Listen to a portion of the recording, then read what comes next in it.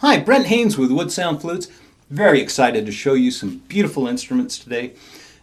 You know what's fun about these flutes today that I get to show you? These are custom creation flutes, and the really fun part about them is that they are just simple, elegant flutes that allow the wood to really shine.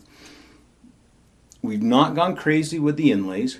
We've not gone crazy with the totems. We've just allowed the beautiful elegance of the wood to shine through to you.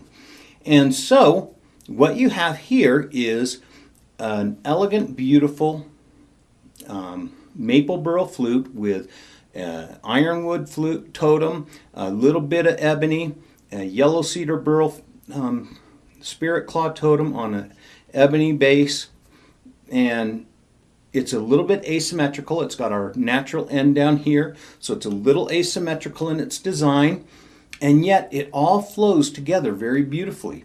The colors of the flute down here, you'll notice that the colors of the maple burl down here pull the colors of the mouthpiece down into the flute.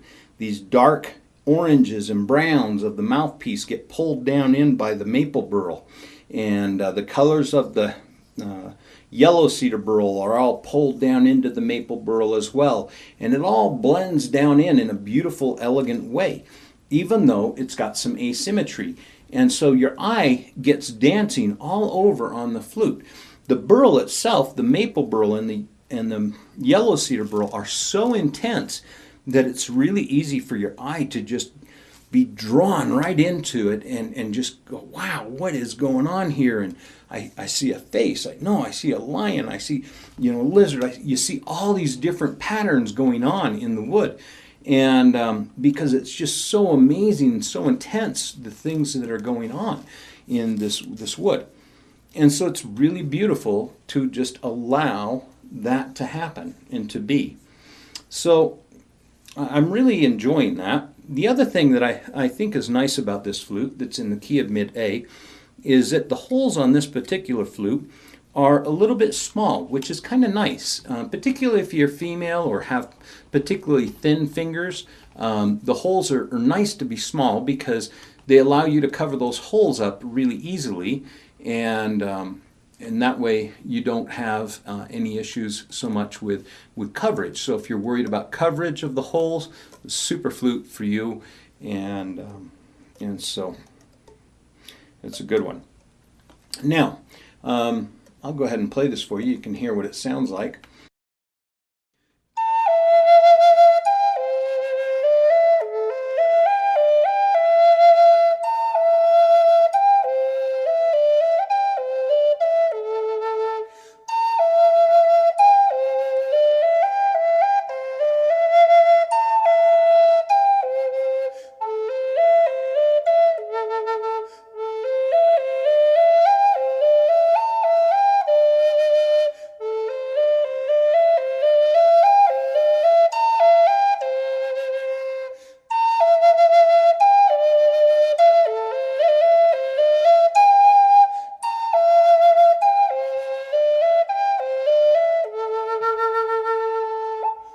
So, beautiful flute, very responsive, goes right where I need it to go, has a great,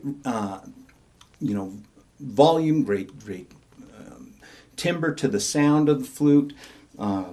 Everything about it is just what I want out of an instrument. It's gorgeous, gorgeous sounding instrument. So, this next instrument is a purple heart burl. This purple heart burl is trimmed with ebony. It's got box elder burl on it. A little strip here and a little strip actually in the totem. Laminated between ebony. Really fun, just a little bit of splash of color. And you'll notice that it's actually laminated on a solid piece of ebony for the base, so that all that the water is presented is a solid piece of ebony on the bottom of the totem. That's really, really important that the bottom of the totem not be laminated this way, because if the totem base were presented with laminated pieces of material, that laminated material would get water in between it and it would separate over time, and it wouldn't be very much time.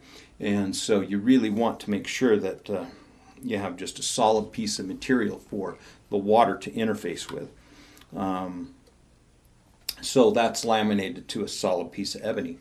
So, anyways, this is a really fun flute because one of the things that I noticed when I was at a show the last couple of weeks ago was that there's a tree of life totem there's a tree of life down here in the bottom of the flute. And so when you kind of turn it like this, you see this is the root system, and then you turn it, you see the trunk, and then the tree leaves of the tree. And so it's really cool, that tree of life down in the grain of the wood of this tree, or this flute. This flute is super, super smooth, and I love the way it plays. It's just a gorgeous, gorgeous sounding flute.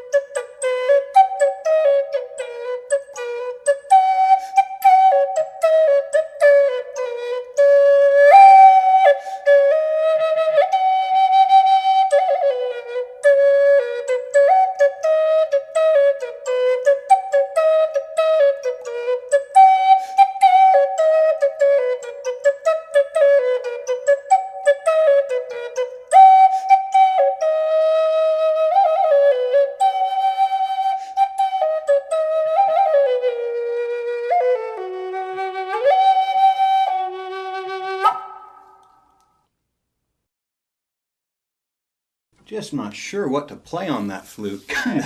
I love that flute. I just tried a bunch of different stuff to play for you on that, and I had to keep trying and just not sure what to play on it. And maybe I just keep wanting to play it. I don't know, but I just love that instrument, and had a tough time putting that one down.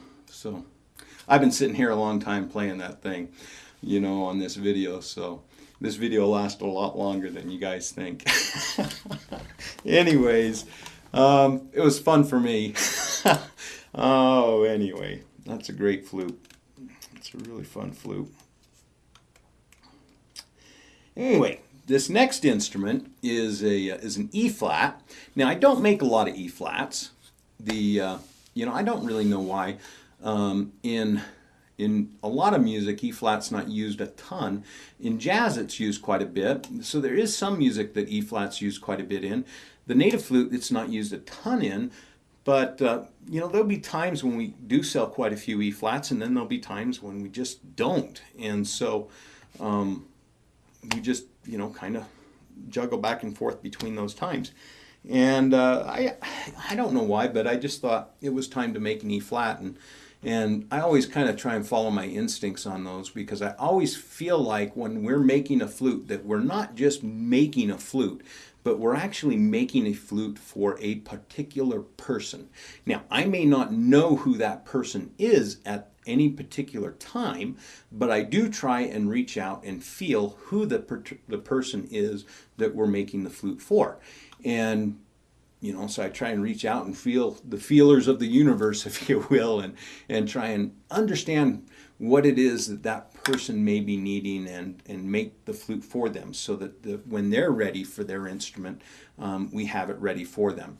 And so anyway, so I felt like this giant sequoia needed to be an E flat.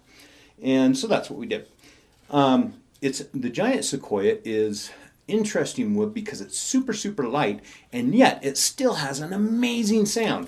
And one of the reasons that I did all of these kind of simple flutes out of really gorgeous, gorgeous woods, and yet kind of simple, elegant flutes, was that I wanted to be able to have people to understand that there is a lot that we can do.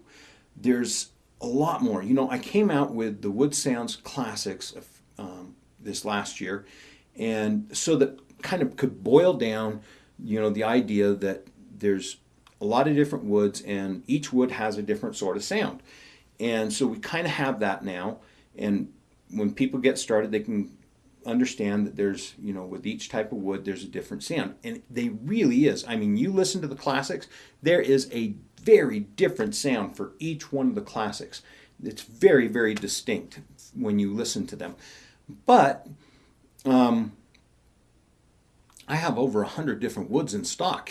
I mean, it's like each one of those has a different sound. Am I going to have that many flutes in stock? I'm thinking as one of you. Do you need 100 different flutes in stock to have each one of those as different sounds? It gets to be pretty mind-boggling, pretty quick as to what do you need to do, and so, but the answer is no. Of course you don't. But what it does mean is it does mean that we have a lot of options that we can choose to come up with the right flute, the right tool for you to be able to make the music that you're wanting to make. So when you come to me and you say, Brent, I have this need and this need and this need, I can say, okay, well, for that need and that need and that need, then I think that this wood, and this wood would fit those needs pretty well.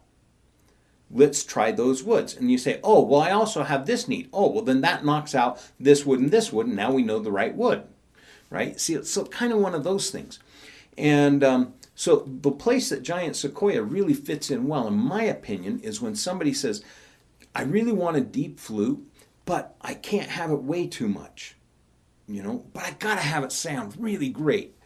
And so giant sequoia sounds great, doesn't weigh much, and it's makes a great deep flute. And so it kind of, I think it really resonates with the big trees that it comes from in Central California. This really came out of Yosemite Park in one of the campgrounds.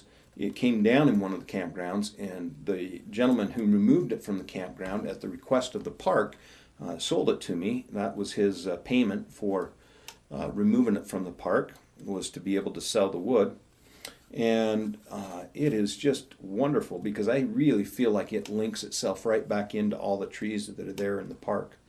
You'll hear what I mean when I play it.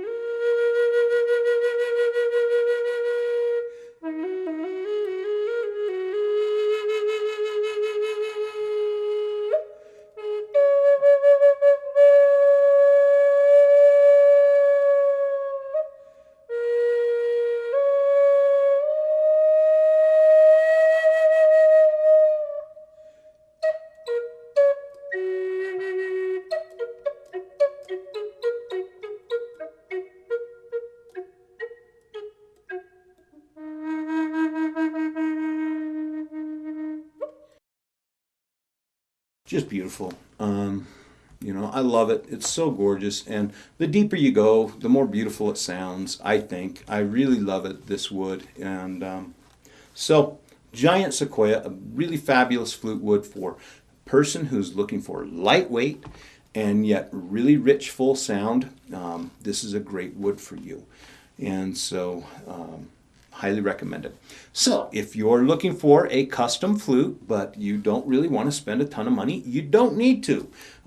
We just need to cut back on the things that we're doing to dress up the flute. There's a lot of ways to dress a flute. Just because it's a custom flute doesn't mean that it has to have a huge price tag. And so that's what I'm trying to hopefully get to with this video.